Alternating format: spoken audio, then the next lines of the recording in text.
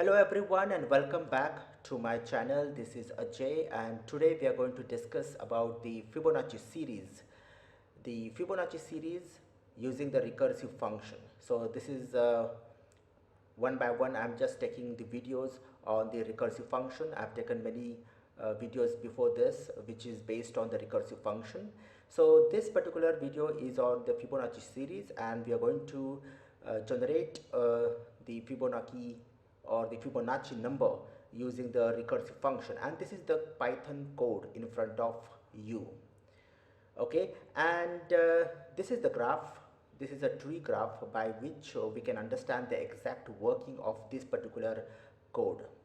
Okay, now all those who are watching this video who are not aware of Fibonacci series, in short I will just tell you that a Fibonacci series starts from 0 and 1, and then we add this 1 with the previous number, that is 0. So 1 plus 0 becomes 1, that's the result, and then this result we add with the previous element or the previous number. So 1 plus 1 then becomes 2, then 2 plus 1 becomes 3, 3 plus 2 becomes 5, 5 plus 3 becomes 8, and so on. Now please understand that this particular code that we have in front of us, so basically this code is not going to generate the series. Okay, it is going to give us the n element from this Fibonacci series. For example, if the value of n is 6, okay, the value of n is 6, so in that case it will give me the sixth element of this particular series, that is, this is the first number, first element, 1 2 3 4 5 and 6. So it will give me the output as 5, and suppose this is like 7. If the value of n is 7, in that case it will give me the output as 8. So we are going to generate that nth element of the Fibonacci series. There is a function that is def, and the name of the function is Fibonacci. Okay, and then we are taking one parameter. Okay, and then it says if n is equal to 1 we will return 0, if n equal to 2 then we will return 1, and then else there is an expression which says x is equal to Fibonacci n minus 1 plus Fibonacci n minus 2. Now in both these terms of this expression, it is actually a function call. So there are two function calls over here and it's a recursive function. So from here again it jumps over here and then the whole code gets executed. Okay, so now the first thing that we need to understand in this particular code is that this particular line of code, that is the term in the expression, that is Fibonacci n minus 1. Now in this particular graph, understand that this particular code gets called, so it will be all the left hand side calls. So that is okay, this is the first call, then 5, and I will just highlight the numbers that we are actually passing, that is n minus 1 that we are passing, that is n minus 1. First it was n, that is 6, and then n minus 1, that is 5 4 3 2. So all the the left hand side that we have in this particular graph. Now understand that this particular 6, okay, we can call this as the parent root for all the other roots. Okay, so all the the branches that we have that falls to the left hand side, it will be called by this particular function, that is Fibonacci, and since it is being called by this particular function, I am highlighting both with the same color. So even this, if you see, this is at the left hand side. Okay, now understand that these are the subroots for this main root, but then maybe 2 is a child root for 4, but you can see that this 2 falls at the right hand side, so we're not going to highlight this as yellow because that is not going to be called by this particular function.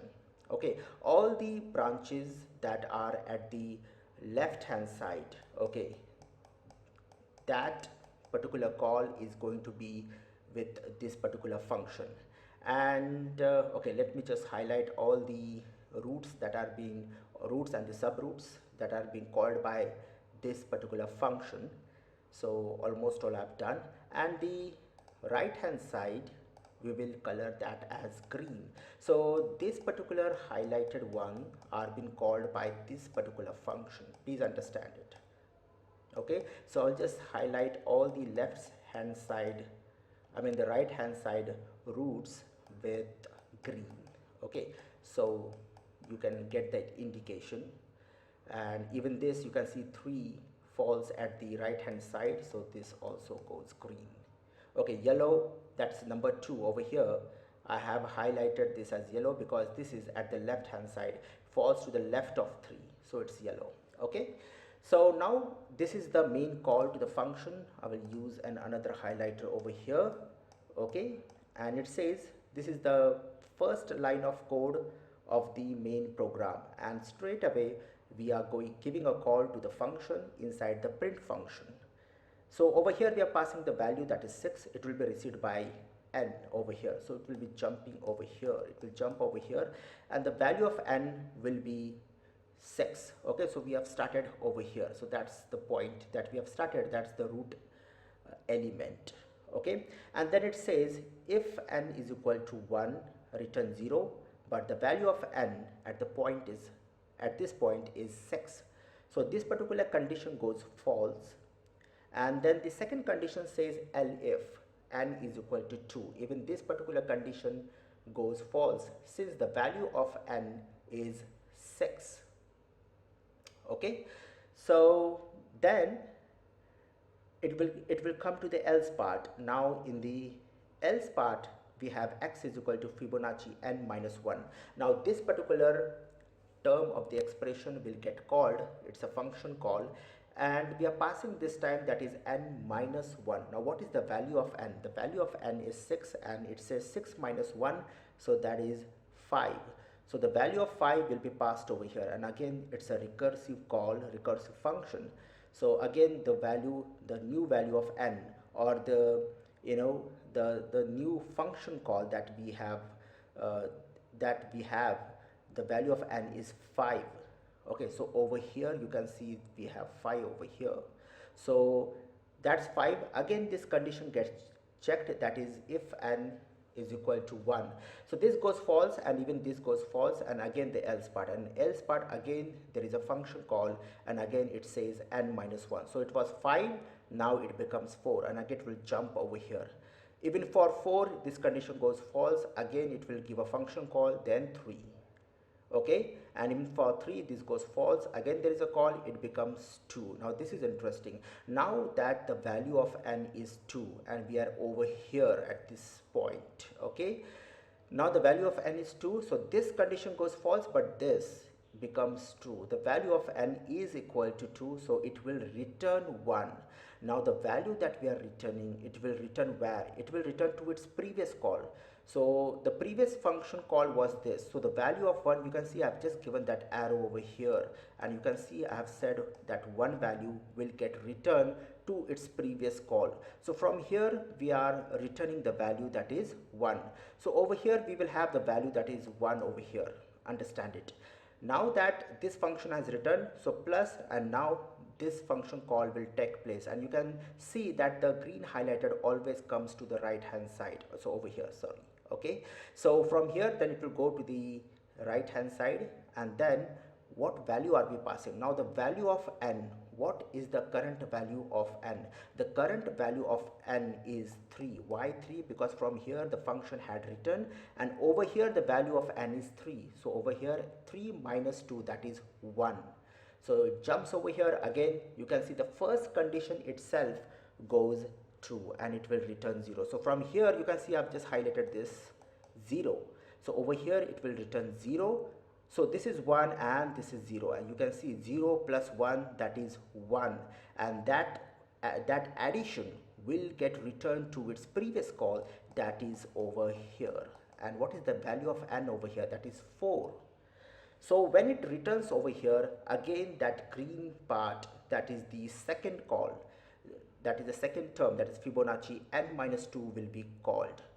So the value of n is 4, so 4 minus 2, so over here that's the call, and from here again this condition, okay, will get true, and we are returning 1. So you can see the value of 1 over here. I've just typed over here, and it will return over here. So from here we are returning 1, and from over here even the value 1 was returned. So 1 plus 1, okay, 1 plus 1, that is 2, and then this value 2 will get returned to its previous call where the value of n is 5.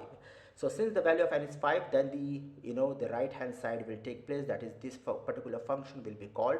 So 5 minus 2, that is 3, and again the 3 breaks into 2, understand it. So when it breaks into 2, so when it's 3, so this condition goes false, this condition goes false, and again that left hand side call to the function will take place, and that is 3 minus 1, that is 2.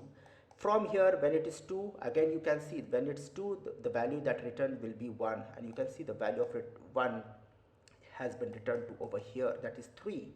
Okay, just a minute. Okay, value of that's 3 over here. Okay, so the value of n is 3, the value of 1 has been returned over here, and okay, so from here the value as 1 has been returned, and then the right hand side call, that is this function call, will take place, and that is 3 minus 2, that is 1. You can see that 1 over here, and from 1 you can see we are returning the value that is 0. So from here the value 0 will get returned. So 1 plus 0, that is 1. Again this value will be returned over here. Okay, so from here we are returning 1, and from here what we got is 2. So see over here, that's 2 that was returned from 4, and from here we got 1. So 2 plus 1, that becomes 3. So this value of 3 will be returned to that root element. Okay, now that it has returned to the root element, but this particular part has left, that is the green part, that's the right hand side part. So again that's 6 minus 2, you can see that's 4. Okay, that's 4, and again that 4 breaks into 2. So 4, 3 and 2. So from here we will have 1, and then that 3, again the green part takes place, that's the green call, that is 3 minus 2, that's 1, and from here it is returning 0. So 1 plus 0, that's 1, and from here again the green call, that's this particular term of the function will take place. So that's will return, since it is 2, so it is going to return 1. So okay, from here it is 1 and 1, so that's that is that is 2, isn't it? So that's 2, and from here what the value that we had got is 3. Okay, so just a minute. Okay, now I will just highlight this with another color. So this is 3. Now the value that was returned from 5 was 3, and from here what we got is 2. So 3 plus 2, and that's ultimately is 5. So this particular function, when we run the code, we are going to get the value 5. And why 5? Because we are actually printing the 6th element from this Fibonacci series, that is 1 2 3 4. Okay, 1 2 3 4 5 and 6, so that is 5. Suppose if you pass 7, so it will print 8. Okay, and if you pass 8, it is going to print 13, and so on. So I hope with the help of this particular graph you might have understood a bit. If this is the first time that you're going for the recursive function using, for the Fibonacci series, so this one particular instance, for just in one video you're not going to understand the exact working of it. Maybe a few of you might have understood, that's good, but many of you might have still many confusions how exactly the working is taking place. So you can just rewind my videos, go through it again, and you can also have a pen and a paper, just trace it, take some different values, take the value as 7, and then try to come up with this graph and just see how the things are taking place. Okay, so I hope I've tried my level best to make you explain that how exactly this is working. So I hope that this particular video is helpful to you, and if you think you have achieved something from my video, do subscribe to my channel. Bye for now.